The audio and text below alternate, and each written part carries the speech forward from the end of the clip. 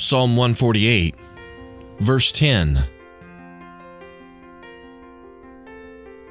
Wild beasts and herds of cattle, snakes and birds in flight.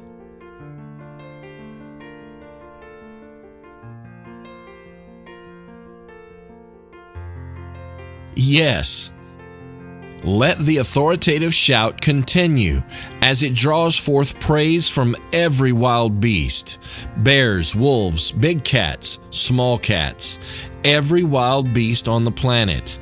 Praise Him. Let every known breed of cattle, every horse, every antelope, deer, moose, elk, mule, donkey, sheep, goat, raise up your heads and take the deepest breath before letting out the deep cry to the Most High. Let every snake pause from any deception for cover and raise up your heads in praise.